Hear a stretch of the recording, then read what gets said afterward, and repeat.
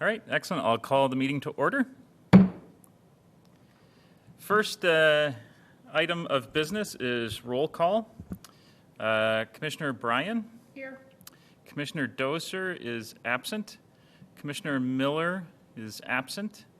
Commissioner Paltzer is absent. Commissioner Redmond here. New Commissioner Gill is present. New Commissioner Broadnax? Here. Excellent. All right. Next item on the agenda is approval of the agenda. I don't know if everybody's had a chance to look at it, and if anybody might want to make a motion to approve. Mr. Chair, pardon me. Oh, no, go ahead. One staff addition.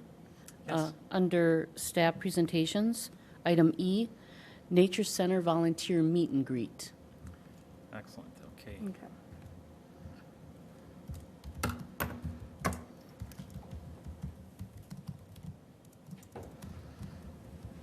All right.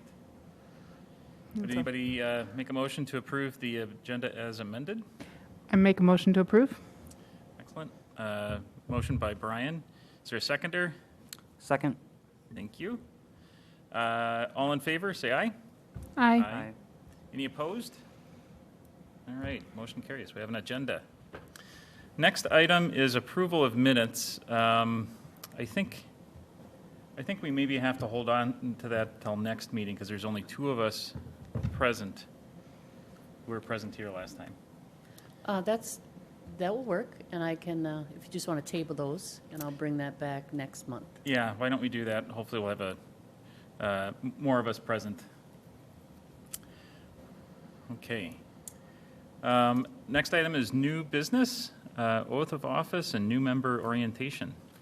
Sean, do you want to take the oath of office part? Yes, thank you.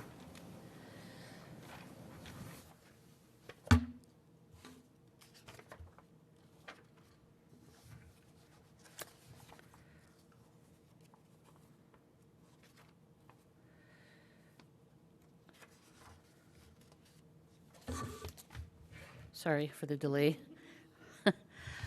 Caught me off guard. All right.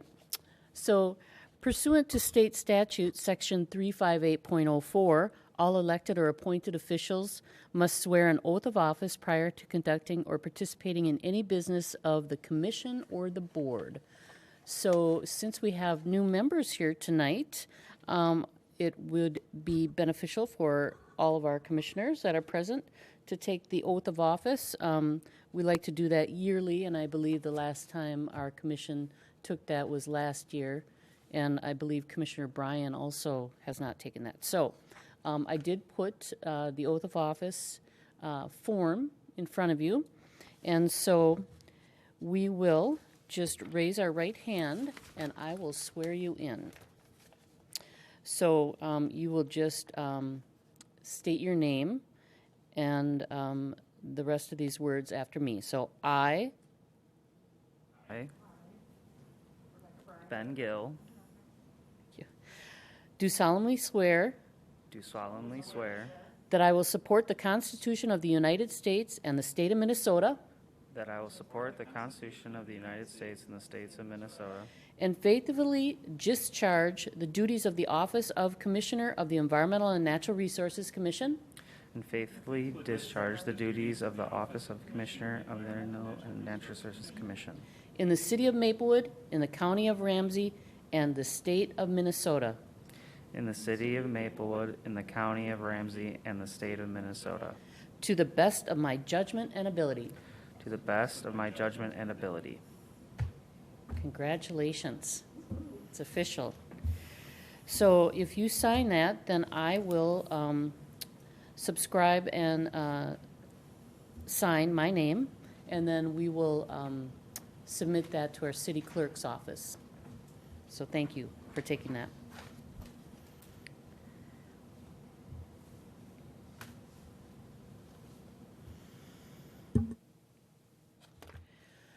So then, Mr. Chair, I'll just move on to the new member orientation. Tonight we do have two new members. Welcome. We have Emma Broadnax and Benjamin Gill. So with our new members, we do like to outline the objectives, review process, and responsibilities and scope of authority of our commission. So I do put together a new member orientation memo, which I've included in your packet, and it details everything from the ENR Commission ordinance, which, for your information, the City of Maplewood did adopt the Environmental Committee, they called it initially, back in 2004. And that was formed as an ad hoc committee responsible for advising the City Council and other commissions and boards on matters relevant to the environment. And then in September of 2006, the City Council actually adopted the committee as a full-fledged commission. So this commission has been at it for many years, doing great work for the City of Maplewood. The purpose and objective of our Environmental Commission is to establish environmental priorities and to propose changes necessary to existing environmental ordinances, which ensure that the city's environmental assets are protected, preserved, and enhanced. And then in the staff report, I include the contact information.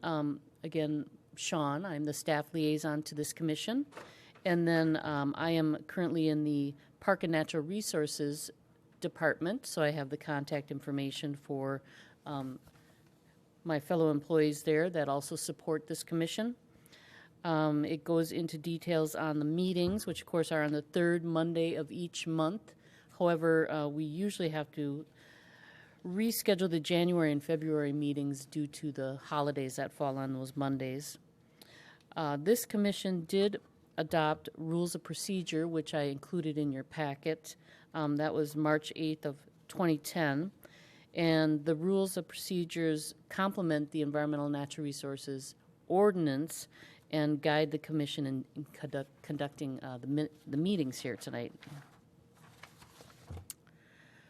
Annually, the Environmental Commission puts together a report, and we submit that to the City Council. It's a great way to keep the City Council updated on our activities and also to get that buy-in for our goals. And I don't think I listed it here, but I should mention this, and I should add this. Our City Council liaison is Kathleen Juneman. These meetings are cablecast live as well as streaming live on the city's website, and you can also find those after the fact on the website. So with that brief summary, the City of Maplewood would like to welcome you as a new member to the Environmental and Natural Resources Commission. We look forward to working with you on ensuring the city's environmental assets are protected, preserved, and enhanced. So I open it up to the commission and hope to hear from our new commissioners. Thank you.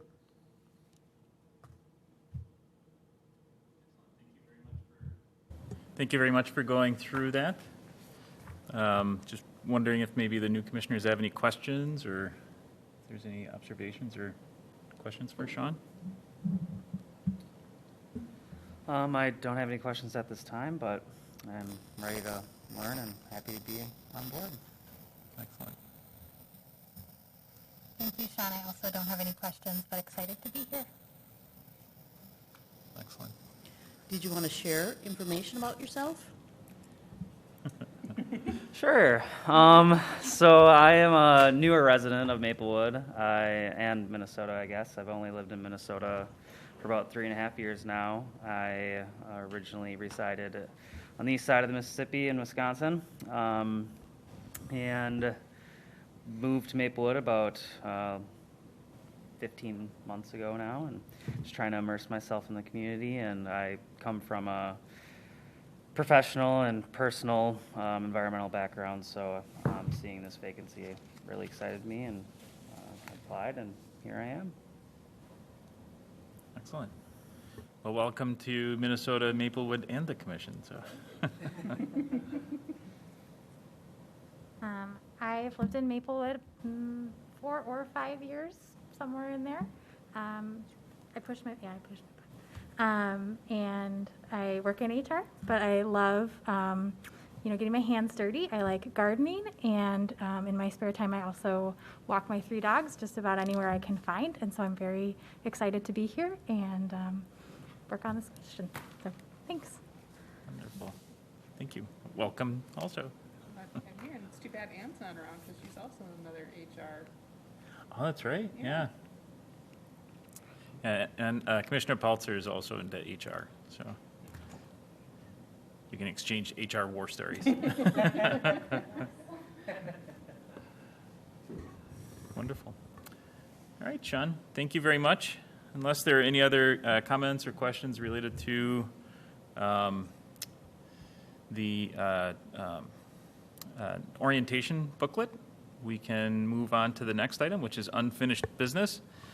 We have on the agenda renewable energy ordinance and Soul Smart certification, sort of, I believe, a carryover from last month, if I remember. Thank you, Mr. Chair and members of the commission.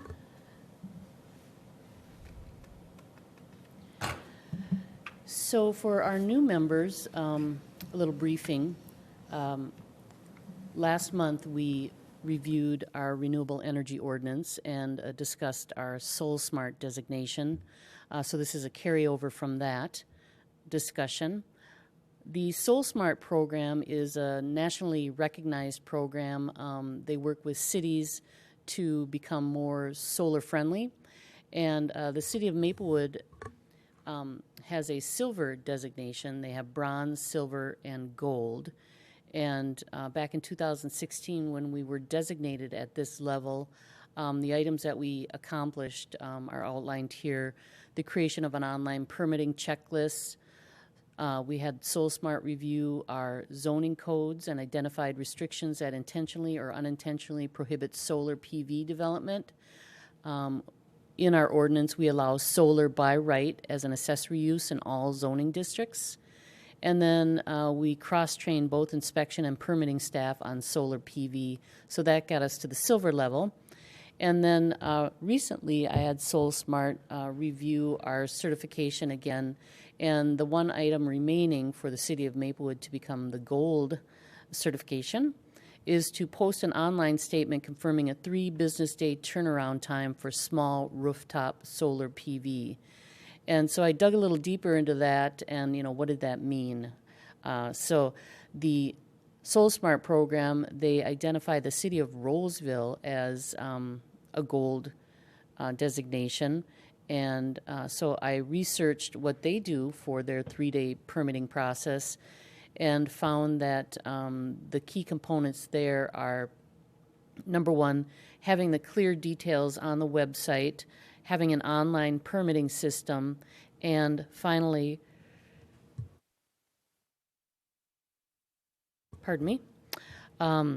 having just a kind of a streamlined review system. Right now in the city of Maplewood, the solar permits are forwarded to our engineering department, planning department, and our building department, mainly because most of the permits are submitted that way, and just to ensure that all those departments are reviewing for whatever regulations they need to review for. But clearly, there's not much to review for a solar permit for planning, unless it's a freestanding solar, for setbacks. And then engineering, if it's a rooftop solar, clearly there's nothing really to look at as far as stormwater engineering. So with that, I think it's feasible for the city of Maplewood to maintain that 3-day permitting process requirement. So that's something I'll be working with our building official and building staff on in the next few months here. But this is only possible because now the city of Maplewood actually has an online permitting system that we rolled out just this year. So if you were to get a permit, like a deck permit or something, you would just go online, submit all the documentation there. You wouldn't even ever have to step foot into the city offices. It's all done, online currently. So with that, we're able to do this 3-day process. So I just wanted to give you a heads up on our Soul Smart certification. It's good to kind of review that yearly, see what else we can improve on, because they have a lot of good tips and feedback. And I hope to get the SoulSmart representative here for a discussion. Right now, they're with the Met Council, the representative that supports SoulSmart in our area, and they're not allowing their staff to go to in-person meetings. But hopefully soon we can get them here to give us some updates. So with that SoulSmart certification, in 2018 is when we had them look at our renewable energy ordinance to see if there was anything that we should modify. The renewable energy ordinance was adopted in 2011 originally. I think Maplewood was one of the first cities to adopt a renewable energy ordinance, and that covers regulations on wind, geothermal, and solar. And again, it does allow solar as, a right in any zoning district. You don't need a conditional use permit, nothing like that, except for now our community solar gardens, which we added some language on that. So in 2018, SoulSmart gave us some feedback and suggested that we change 3 items on and off-site solar. So the ordinance at the time restricted solar energy systems to on-site use, precluding off-site shared or community solar facilities. There were no exemptions provided or allowances for height, setback, or lot coverage for solar energy systems. And then visibility restrictions and screening requirements in that the wording solar energy systems shall be designated to blend into the architecture of the building to be screened from routine view from public right-of-ways other than alleys.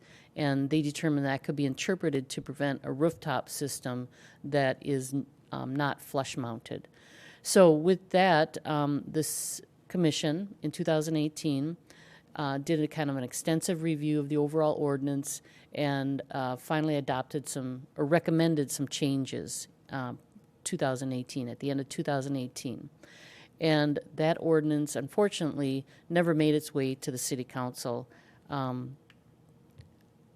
now we bring it up again because we want to make sure those changes are adopted formally. And at the same time, we had SoulSmart again take a look at the ordinance, and they did identify one item that they suggested that we work on. What they're seeing now is what they're calling solar carports, I believe, where they're constructing solar energy systems above, surface parking lots. And so including language that allows for those, and then also they talk about ground-mounted solar systems that are not community solar gardens. An example is a ground-mounted residential solar system that includes 2 units, one in the front yard and one in the back. So I'm not sure that I captured what they were trying to get at, but what I did was I took a look at the ordinance, and I included this in your packet with the new changes, added a definition for community solar garden, simplified that to include both ground and roof-mounted community solar gardens. So instead of having 2 definitions, one for ground, one for roof, just one, because if it's community solar garden, it's community solar garden. And then a definition for solar canopy, so that's that solar rooftop over the parking lots. I added that definition, and that provides shade to vehicles and people and includes a solar energy system that provides electric power. And then the key here is then identifying the placement, any kind of placement regulations for that system, and basically that they do not exceed the height or building setback limitations of detached garages or parking structures in any zoning district. And, if it's over an existing parking lot, clearly it's going to meet those setbacks. And then I thought in residential, we might see some solar canopies as pergolas, things like that. So then those would have to meet the setbacks of that detached garage. So some simple changes that I think meet SoulSmart's initial concerns. So tonight, we'll discuss those changes, and then we can either recommend approval and send that on, which I guess I didn't spell that out as a recommendation, but we can do that. And I do want to then forward this ordinance to our building official, a couple of our departments, and also the Soul Smart representatives. And then once, any of those minor modifications are made, bring that to the council in the next few months here. And then, of course, continue to work on our Soul Smart certification. So with that, I'm going to open it up to the commission for comments and questions. Thank you. Excellent. Thank you, Sean. So just a verification, the red items in the markup are all basically the changes from our last discussion. Is that correct? Correct. Yeah, so there's 6 or so changes, mostly starting on page 8 and 9, and I think finishing up on 10. So wonderful. Are there any questions or comments for Sean?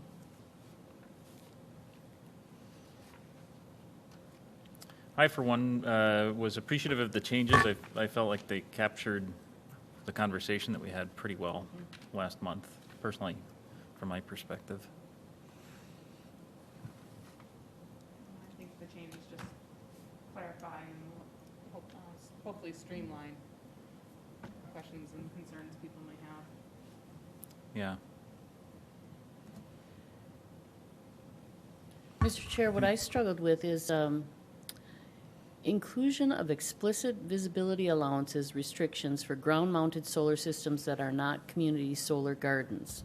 Now, I understand the solar carport, but this residential solar system that include 2 units, I mean, I don't quite know what they're getting at. If residential, let's say they have a pergola with a solar unit, and then I guess one in the front, one in the back.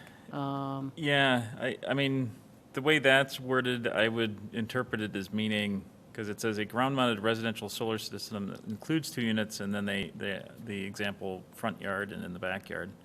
So I think what they're driving at is if you had a home, but you wanted solar, but you decided to do a front array and a rear yard array. I honestly I've never seen anybody do that because it wouldn't be cost effective. But I suppose somebody could explore that. On where, how much tracking is happening and how much, Yeah. to be able to best capture. Yeah, eventually, some of the systems that are like multi-axis tracking, which right now don't actually pay for them, they don't have the same cost metrics as a fixed array. But that'll change, no doubt, So in that instance, that I could see that, somebody having a small tracking array in the front and the back. One item I noticed, page 10 for placement. So item B, ground-mounted solar shall maintain a 5-foot setback to any property line. But then C says ground-mounted community solar gardens shall comply with the building setback limitations for the district in which the system is located. Where I think that ground-mounted should, because now we have this example, one in the front yard, one in the backyard. We want to ensure that the ground-mounted meets the setbacks of that district. So you don't really want a big structure right in the front, 5-foot setback to the street or whatever. Yeah, well, the way this currently reads, I would interpret 2B as addressing this and indicating that a 5-foot setback would be acceptable. Right in the front yard, Yeah. which I don't think is what we want.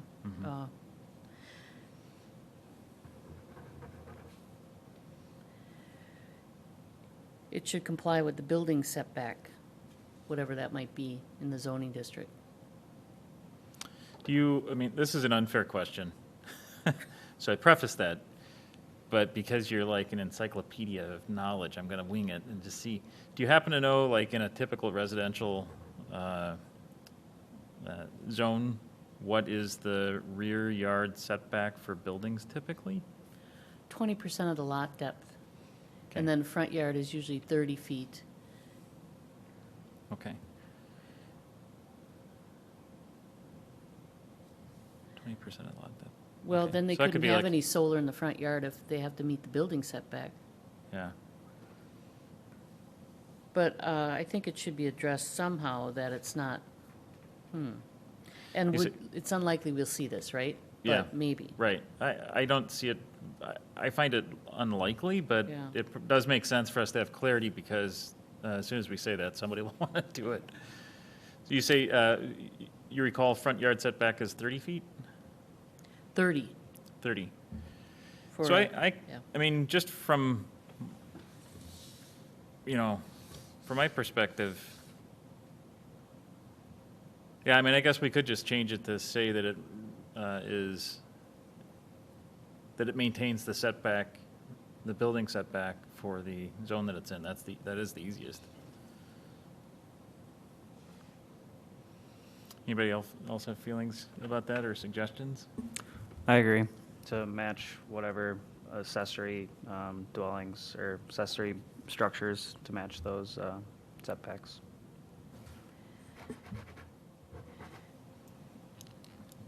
And then And this is just for the ground mounted. for ground mounted in the residential, well, and for commercial. Well, again, if we're trying to maintain simplicity by following the setback for the structure, it just keeps it as. Mhm. There's an example of a commercial ground mount on McKnight and Larpenteur. It's a daycare, if you're familiar. Go check it out. Yeah. And they installed that soon after we adopted the ordinance. So it was one of the first solar systems. And I remember, but I don't see it in here now, that we wanted to ensure that it was setback, at least the building setback, which is 30 feet in that commercial zone. But it's not really in line with the building, which is further back. But But it's within that 30-foot. yeah, because we didn't. All right, well, I've identified the two areas that I should narrow in on and make sure we're not making it too hard, Yeah. but at the same time, make sure there's some regulation. The other consideration is item E, the new item E, which I love. It's good to address the idea of solar canopies, and they call it a carport, but I think it's fine to call it a canopy. We indicate complying with the setback limitations of detached garages or parking structures. So a detached garage ought to be the same setbacks that you were just giving us a ballpark figure for, right? So we don't have a loophole Oh. there. Right. So I guess I was thinking a ground mount is a solar canopy, but now we define them differently. So, Yeah. Oh, Yeah, solar canopy would technically be something that we would expect some kind of function to be able to occur underneath it, like parking cars, or maybe it's over a patio or an outdoor recreation space or something like that.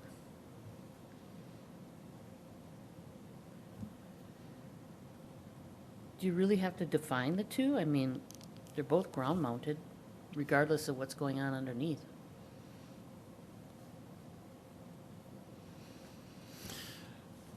Well, I'd be interested to see if any other commissioners have an idea. But I would suggest that it does make sense to define it, because if I were a solar developer, I would argue, well, it's not a ground-mounted array, it's a carport, or it's a canopy, it's a structured array. People in the industry wouldn't call it ground-mounted, they would call it, a structured array or a canopy, or, use another term. Okay. So I think it does make sense for us to at least define it and then give it guidance.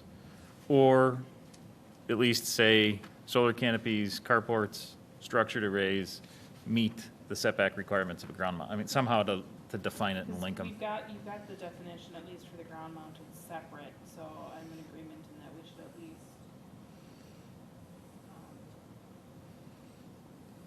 you just continue that definition of the ground mounted and what the setback is and for the solar canopy. Yeah.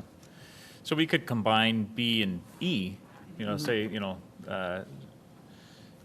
solar canopies and ground-mounted arrays shall comply with the building setback limitations of detached garages and parking structures in any zoning district. Yeah, all right. So so you suggest to combine B and E? Yeah. Yeah, all right. I hear you. And then I called it a solar canopy because, again, it could be a residential structure, like, or a pergola somewhere. Yeah, and I think that's a fair definition. We could also, under the definition of solar canopy, include other terms that, this includes carport arrays, structured arrays that are not, or just call it structured arrays and be done with it. Okay. Some examples. Because we already have we're talking about ground mount, and we've just defined their setbacks in relationship to each other. So if we put in, add in a couple of the other terms under that same definition, that way people will understand what we're talking All about. right. That's good.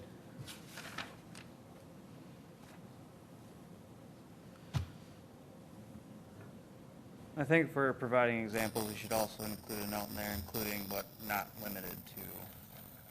So it's clear that, Including but not limited to. Yes. Okay. Yeah, that's a great point.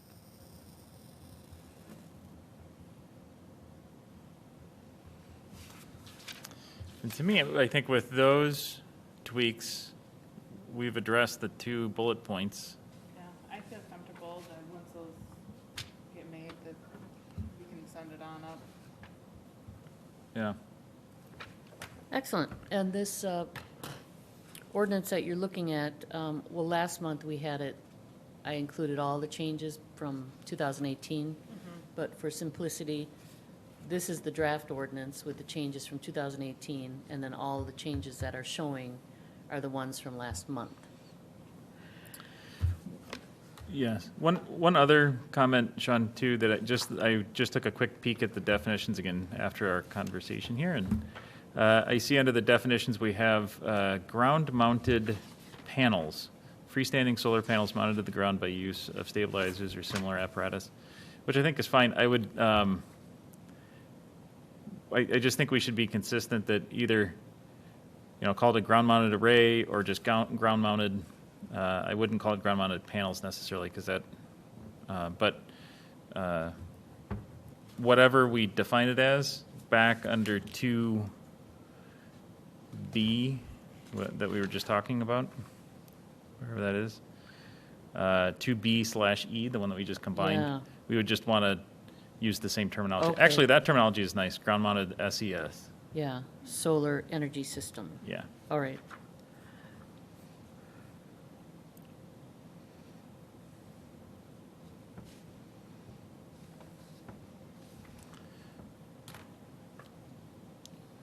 And then, never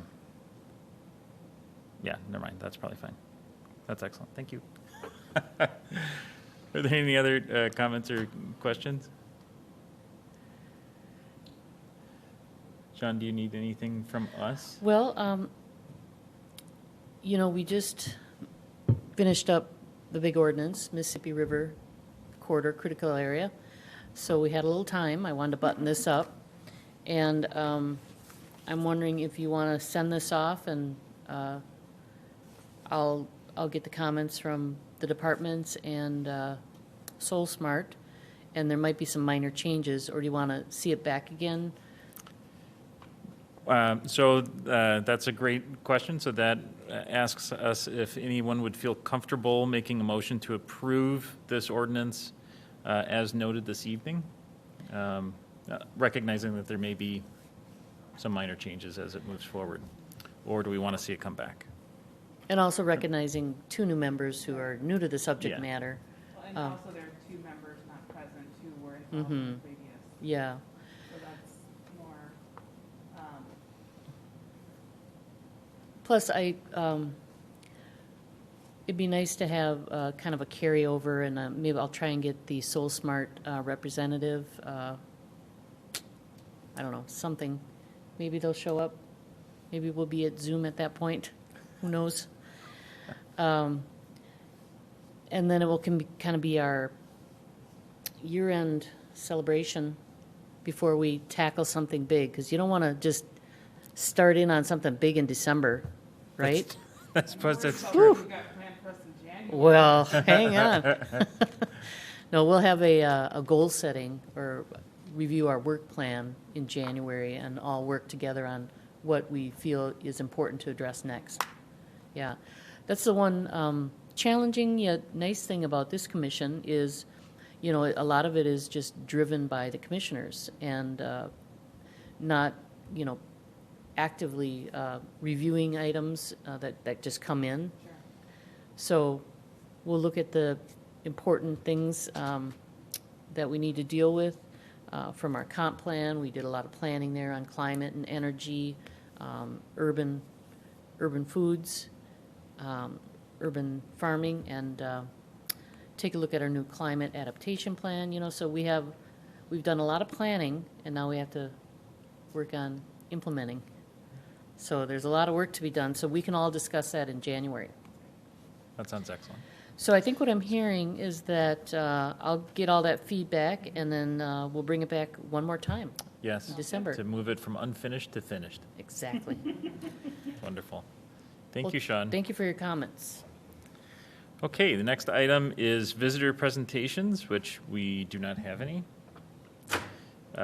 Commissioner presentations, we don't have any on the schedule, on the agenda. And so staff presentations. Back to you, Sean. Thank you. I wanted to give you an update on some items. First, the fall cleanup campaign. So throughout the month of October, we work with our contracted trash hauler, Republic Services, to offer reduced price bulky items. As part of the contract, they do collect the bulky items year-round. The pricing is $10 to $35, depending on the item. And in October, the new contract calls for a 20% reduction, so $8 to $28. And then it does have the tax, which always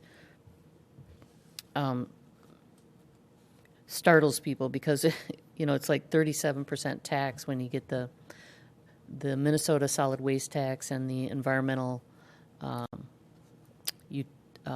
environmental fee from the county. But at any rate, it's quite convenient, you know, to just call and have like a big couch or something collected curbside. So what I found was in October, we collected 288 units under that reduced price. And so I just did a quick comparison to the month before, September, where there were only 97 picked up. So we know that campaign is helping generate, you know, the collection of those bulky items. And since COVID, I have to say that the city of Maplewood has seen an increase in illegal dumping. So in our parks, and someone called me the other day, and she said that she went out, it was trash day, and she went out, and everyone's trash was like overflowing with these white bags. So someone had come and went around the cul-de-sac and dumped their own bags of trash in each of the containers. So it's kind of crazy out there. So we want to, you know, make it easy for people to get rid of these items rather than doing it illegally. And then also during that fall cleanup campaign, we were lucky enough to be working with Ramsey Washington Recycling and Energy Center. They did a pilot project here in Maplewood to collect mattresses and box springs for free, curbside, and they worked with Second Chance Recycling. They're out of Minneapolis, and they recycle every component of those mattresses and box springs. And they collected 249 mattresses and 139 box springs in October for free for our residents. And then, you know, when Republic Services picks those up, they are not being recycled. So we're trying to find new approaches to ensure that those resources are captured. Moving on to this climate emergency resolution.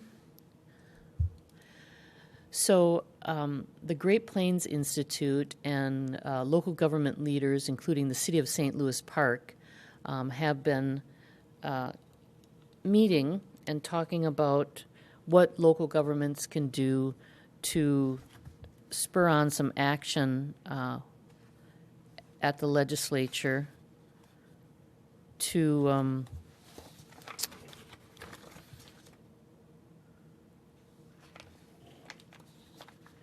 spur change towards changes that will help with our changing climate.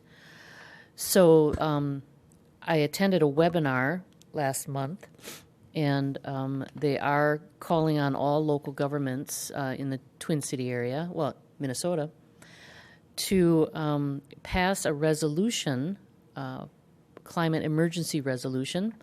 So local governments of all sizes and in all regions of Minnesota will join in declaring a climate emergency on January 24th or 25th, calling for immediate action at all levels of government to address the climate crisis. By acting simultaneously, these statewide localities expect to amplify their impact, speaking together to urge local, state, and federal action. And I included the sample resolution for you with all the wording. And my thought was to bring it before the commission here, just to let it sink in, get your comments and feedback. And if you think this is a worthwhile endeavor for the city of Maplewood to participate in, along with other cities so far, Duluth, Minneapolis, Crystal Bay Township have adopted such a resolution, and many of the other cities are looking at it for this next round. Bloomington, Columbia Heights, Eden Prairie, Edina, and so on.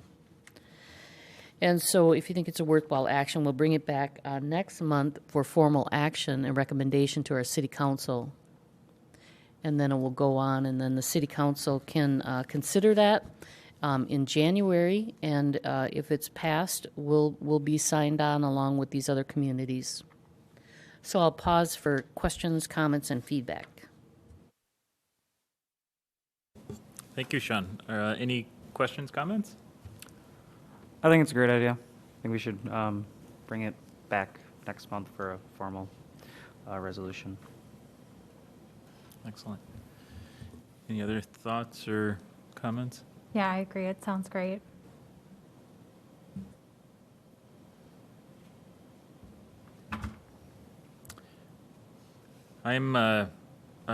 I'm just scanning through the. I totally agree with the concept. Totally, I'm completely on board with that. As a climate planner, I would be, but I'm just kind of scaling through to just see if we may want to tweak some of the whereas or wherefores to include the planning that we have done. You know, Right. that we have put efforts into this, and by making a resolution, hopefully it's underscoring support of that and continuation of that work and its implementation. So I think I would tend to want to suggest tweaks. I don't know the right place to tweak it yet, but Well, 'cause I'm looking through this, and don't we already have a climate action plan that was? we have a climate adaptation plan, Okay. but not a mitigation plan Well, and I yet. think it's important that we recognize at least there has been some steps with that initial document Yeah. on here that, you know, this is what addressing climate issues has been a priority at the city of Maplewood. And so just this is a continuation of the plans that are already in place. Yeah.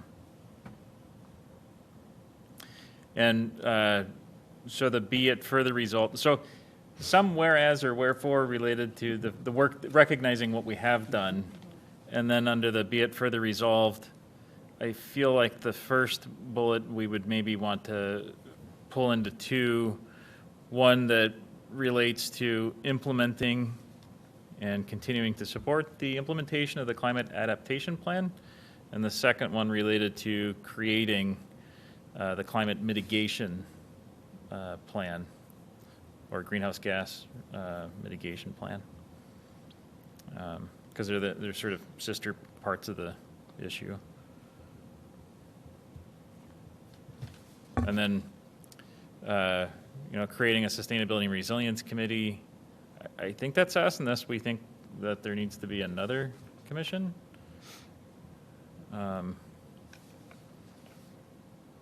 So it's a bit self-serving to say, and continue the operation of, but if we were to follow the recipe, we would maybe do something like that. May not be necessary. Yes, so it sounds like you think it's a good idea to bring this back with more refined language, focusing on goals and policies the city of Maplewood has adopted and is beginning to implement. And we'll bring that back in December and finalize that, make a recommendation so we can get this to the council in January. Excellent. Yeah. Excellent. Great. Thank you. Thank you. Along the same lines on climate action. So I wanted to let you know that the Resilient Cities and Communities is hosting a city-county climate action with federal infrastructure and Build Back Better funds on Thursday, December 2nd. They'll have 2 sessions, one in the afternoon and one in the evening. It's via Zoom. I included the details in your packet on where to RSVP. But they'll be talking about the federal infrastructure funding and how that will affect Minnesota, including EV infrastructure, transit, renewable energy, and so forth. So might be worth your while to attend.